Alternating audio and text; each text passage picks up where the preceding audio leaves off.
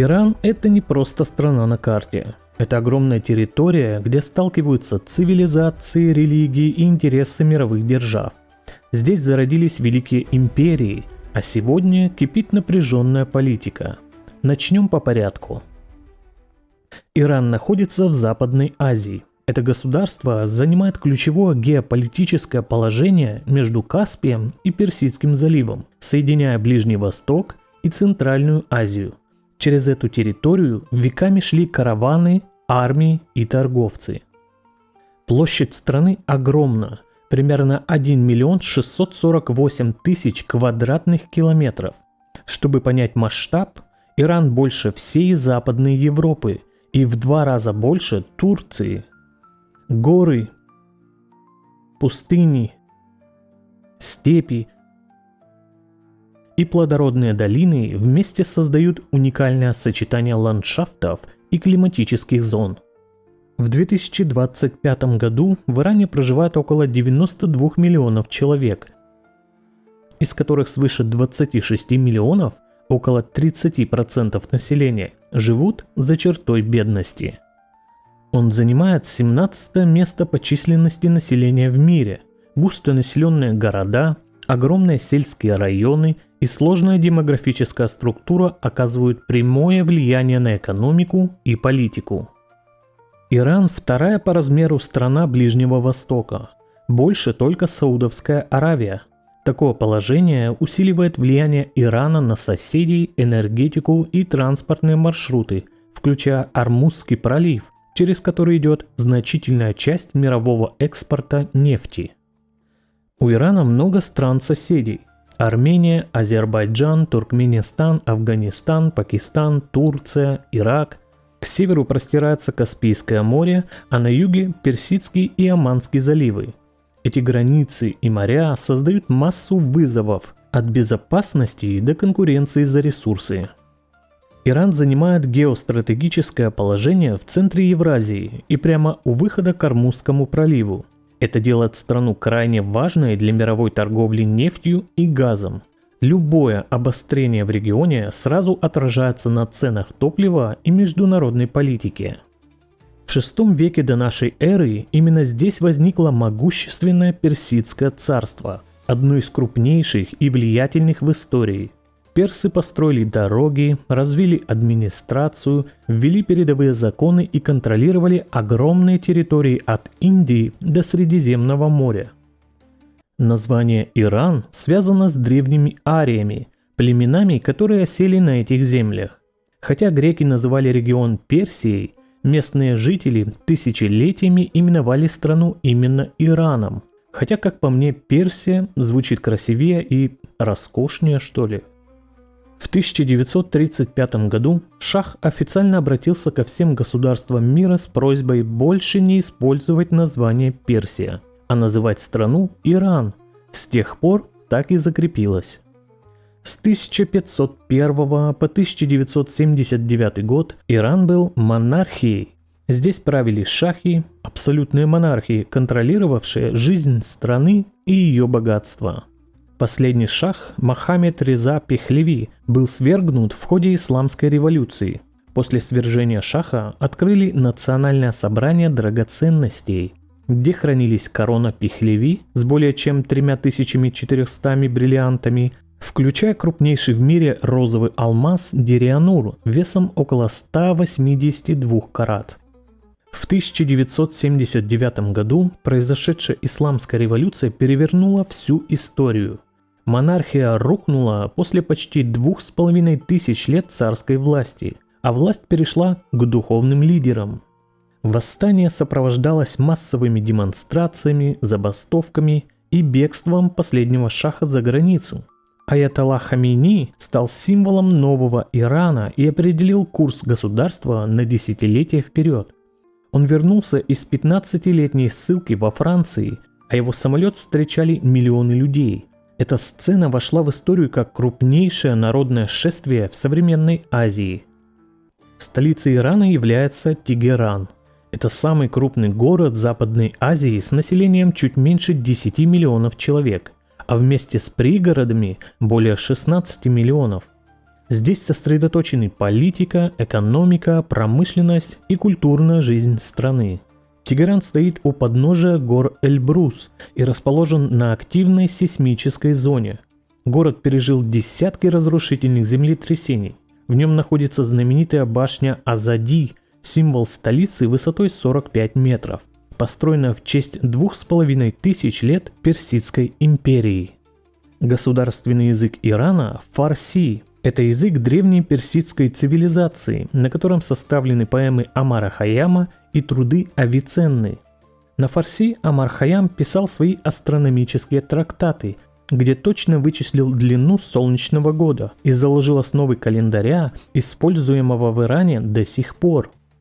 Около трети территории Ирана занимает пустыни. Местный пейзаж резко переходит от гор к бесплодным солончакам, создавая экстремальные условия для жизни. Главные пустыни – Деште-Лут и Деште-Кивир. Лут особенно известна. В 2005 году НАСА зафиксировала здесь рекордную температуру поверхности Земли – 70,7 градусов по Цельсию. Это самое жаркое место на планете. Деште-Кивир – вторая по величине пустыня Ирана. Ее почвы пропитаны солями, поэтому здесь невозможно заниматься земледелием. Климат крайне сухой и жаркий, осадков почти не бывает, а температура часто превышает плюс 50 градусов Цельсия. Хотя значительная часть страны – это пустыни и полупустыни, сельское хозяйство остается важной частью экономики. По оценкам, 17-20% населения заняты в аграрном секторе. Люди выращивают культуры, которые выдерживают засуху и высокую температуру. Основные сельскохозяйственные продукты Ирана – шафран, фисташки, финики, виноград и пшеница. Шафран вообще одна из самых дорогих пряностей мира. В 2014 году цена 1 килограмма иранского происхождения достигала $2000 США. При этом 92% мирового урожая шафрана собирают именно в Иране.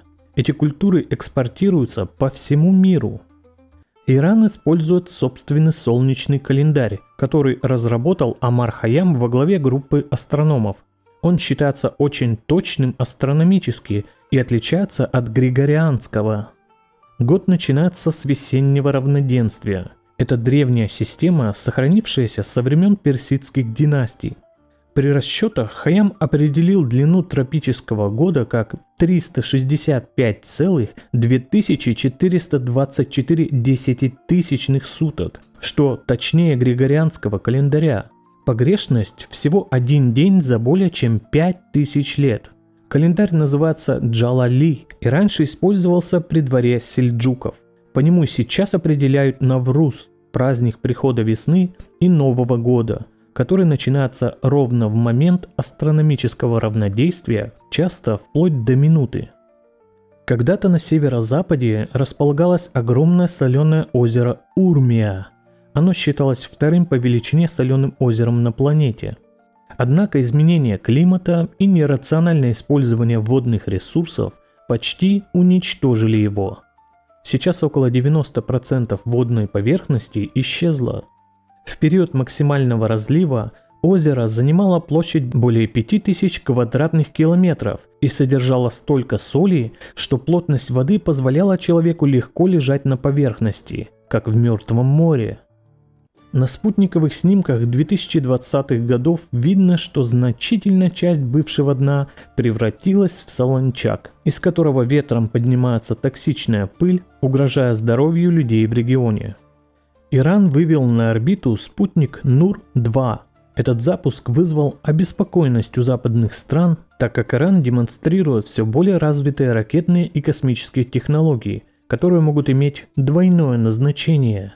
Спутник вывели на орбиту с помощью ракеты-носителя «Кассет», созданной корпусом Стражей Исламской революции.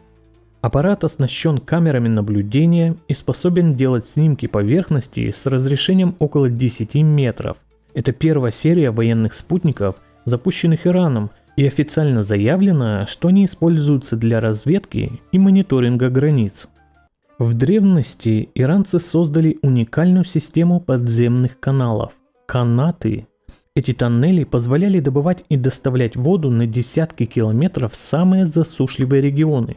Канаты считаются выдающимся инженерным достижением и используются до сих пор. Многие из них построены более 2500 лет назад, еще во времена ахеменидов, и работают без насосов. Вода движется только за счет уклона. В городе Ганабад находится самый длинный канат в мире протяженностью около 70 километров. Он до сих пор снабжает поселение питьевой водой. Чтобы бороться с нехваткой осадков, в Иране применяют технологии искусственного вызывания дождя – засев облаков. Это один из способов компенсировать засуху, хотя он не решает проблему глобального потепления и истощения грунтовых вод. В Иране для засева облаков используют специально переработанные самолеты Ан-26 и вертолеты, которые распыляют йодид серебра над горами Загроз. По официальным данным, эти программы позволили увеличить объем осадков в отдельных районах на 15-20%. На территории Ирана существовала древняя эламская цивилизация. Ее история восходит примерно к 2700 году до нашей эры. Элам считался одной из колыбелей письменности, но до сих пор часть эламских текстов остается нерасшифрованной. В городе Сузы археологи нашли стелу с законом Хаммурапи, которую вавилоняне увезли как военный трофей. Этот памятник содержит одни из первых известных правил, где астрономические циклы использовались для определения сроков и расчетов налогов. Персидские ковры известны во всем мире. Это не просто предмет быта, а культурный символ. В каждом ковре закодированы орнаменты и символы, рассказывающие историю семьи, местности или древних мифов. В Иране есть мастера, которые передают узоры только устно. Схемы и расшифровки узоров не записываются вообще, чтобы сохранить секреты рода. Некоторые ковры ткутся на заказ, и в рисунок тайно вплетают инициалы владельца или даты важных событий, которые видны только с изнанки и при определенном освещении. Иран обладает огромными природными ресурсами. Здесь сосредоточены крупнейшие запасы нефти и природного газа, а также уголь, железная руда, медь, золото, цинк, свинец, уран, бокситы, фосфаты и соли. Богатство недр делает страну ключевым игроком на мировом сырьевом рынке. Климат Ирана отличается разнообразием. Есть высокие горы с холодными зимами, жаркие пустыни, умеренные равнины и влажные прикаспийские регионы. Несмотря на преобладание сухих и полусухих условий, это одна из стран с наибольшими климатическими контрастами в регионе.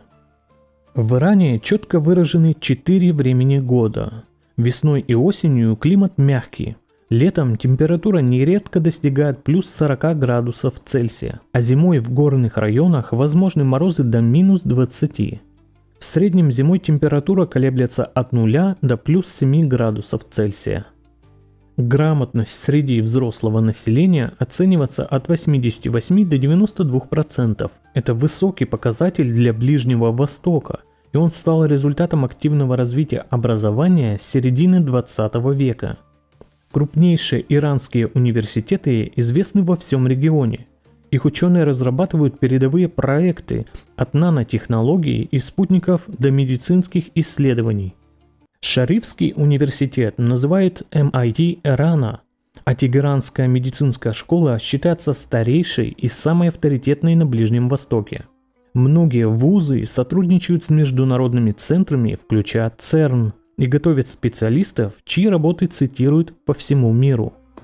Иран и Израиль находятся в состоянии острой вражды. В 2025 году конфликт перерос в открытую войну. Израиль наносит авиаудары по иранским ядерным и военным объектам, а Иран отвечает ракетами и шахедами. США не имеют официальных дипломатических отношений с Ираном с 1979 года. Вашингтон считает Тегеран спонсором терроризма и продолжает вводить жесткие санкции за ядерную программу и поддержку вооруженных группировок в регионе. В июне 2025 года США нанесли удары по 3 иранским ядерным объектам. Это решение президента Трампа резко обострило ситуацию на Ближнем Востоке, вызвало резкий рост цен на нефть и волну международных протестов. Ормузский пролив – узкий проход между Ираном и Оманом. Через него проходит примерно четверть мирового морского экспорта нефти и треть сжиженного природного газа. Этот водный путь имеет наиважнейшее значение для мировой экономики. Любая блокада Ормузского пролива стала бы глобальной катастрофой. Топливо моментально подорожало бы, начались бы перебои с поставками, выросли бы инфляция и транспортные издержки, а политическая напряженность усилилась бы во всех странах-импортерах нефти. В Иране есть водоемы, которые больше похожи на природные лаборатории. Например, озеро Дерья-Чейени-Мек на севере страны известно тем, что в засушливый сезон его поверхность покрывается шестигранными соляными плитами, будто гигантская мозаика, выложенная вручную.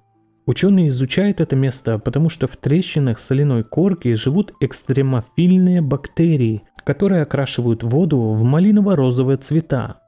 Иран – одна из самых гористых стран мира. Здесь возвышается Давамант, самая высокая вершина Азии после Гималаев.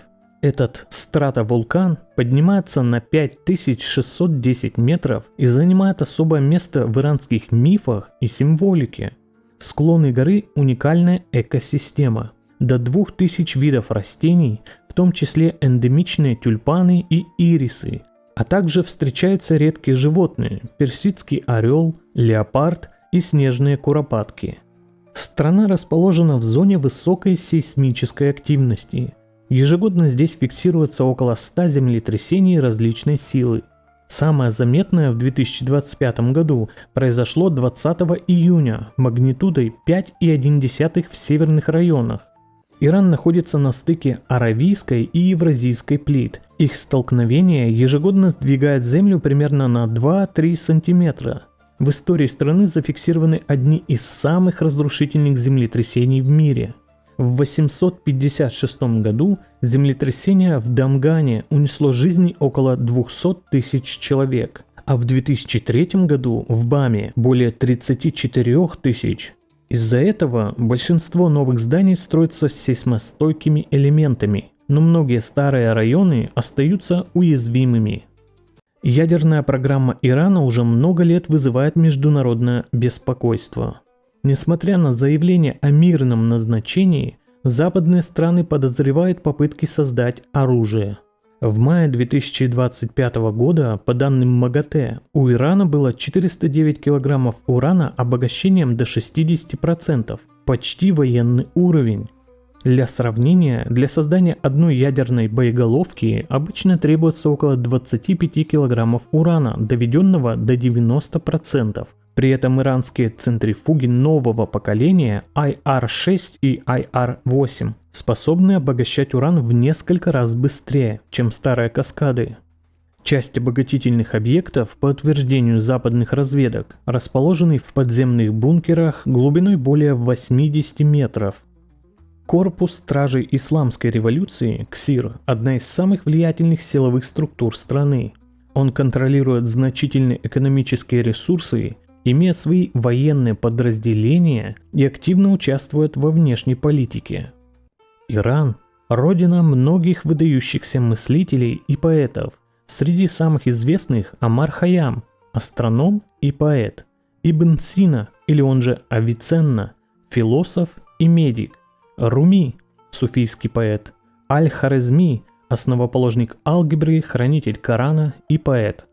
Но это люди из древности, а из современных самый выдающийся Аббас Киаростами, современный кинорежиссер, обладатель золотой пальмовой ветви Каннского кинофестиваля. Ширин Нишат, художница и фотограф, чьи работы о месте женщин в иранском обществе экспонируются в крупнейших музеях мира. Мариам Мирзахани, математик, профессор Стэнфорда, первая женщина, получившая Филдсовскую премию, аналог Нобеля по математике, в 2014 году. В Иране работают несколько известных брендов и крупных компаний. Среди них автопроизводители Pars Horda и Saipa. Компания Saipa, например, выпускает популярные модели на базе старых платформ Renault и Kia и экспортирует их в страны Ближнего Востока и Африки. Технологический холдинг Mapna строит электростанции и железнодорожные локомотивы и даже участвует в разработке турбин для атомной энергетики. А крупнейший онлайн-магазин DigiCola начинался с продажи фотокамер и за 2 десятилетия превратился в крупнейший маркетплейс страны с миллионами товаров, собственным логистическим комплексом и сервисом быстрой доставки, который иногда сравнивают с Amazon по масштабу в иранских реалиях. Иран считается центром шиитского ислама. Это главный религиозный фактор, который десятилетиями определяет противостояние с суннитскими государствами Ближнего Востока, прежде всего с Саудовской Аравией. На территории Ирана находятся одни из важнейших шиитских святынь – мавзолей имама Резы в Мешхеде, куда ежегодно приезжают десятки миллионов паломников, и мечеть Джамкаран в Куме, связанная с культовым ожиданием скрытого имама Махди.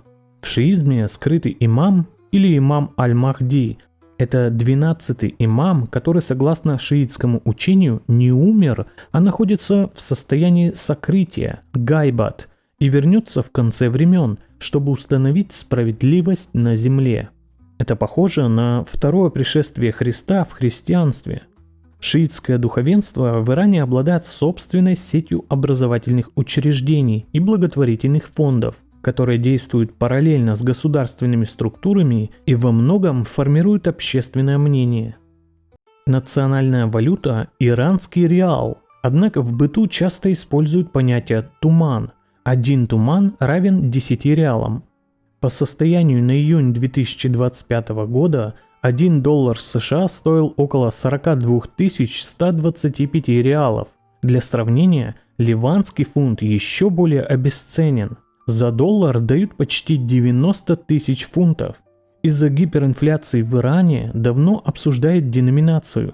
Планируется заменить реал новым туманом с отсечением 4 нулей, но эти планы много лет откладываются. При этом в крупных сделках иранцы часто используют доллары или евро, а в приграничных городах даже иракские динары. Иран соединяет наследие Персидской империи с исламским искусством и современной архитектурой. Здесь сохранились десятки выдающихся исторических памятников, которые признаны объектами всемирного наследия ЮНЕСКО. Всего таких объектов 28. Одно из самых известных мест – Персеполь. Это бывшая столица ахеменидов, царей Древней Персии.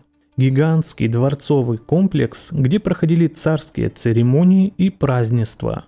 Руины Персеполя символизируют мощь Древней Персии. Исфахан называют жемчужиной Ирана. Этот город знаменит своими мечетями, дворцами, садами и базарами. Площадь Накша-Джахан входит в число крупнейших площадей мира. Здесь возвышаются мечеть имама и дворец Али-Капу. В Ширазе расположен исторический сад Эрам. Он известен изящной архитектурой и старинными кипарисами, которые упоминаются в поэзии Хафиза. Там же находится Насир-Оль-Мольк, известная как розовая мечеть. Ее витражи создают внутри поразительные переливы цвета. Утренний солнечный свет превращает зал в сказочное пространство, покрытое разноцветными узорами. В Тибризе находится один из крупнейших крытых рынков мира – исторический Тибризский базар. Это место торговли и ремесел, где столетиями пересекались караванные пути и где до сих пор можно почувствовать атмосферу Древней Персии. Дворец Голестан – бывшая резиденция династии Каджаров. В архитектуре дворца сочетаются персидские традиции и европейские элементы. Он включен в список ЮНЕСКО и остается символом культурного переходного периода в истории страны. Иран – страна с выдающимся культурным вкладом. 2 ее гражданина были удостоены Нобелевской премии. Это свидетельство высокого уровня науки и литературы, несмотря на политические и экономические трудности. Завершая рассказ, важно отметить, что Иран – это место, где древняя культура переплетается с современными вызовами, где пустыни соседствуют с мегаполисами, а историческая память формирует настоящее. Надеюсь, вам понравилось. Еще увидимся.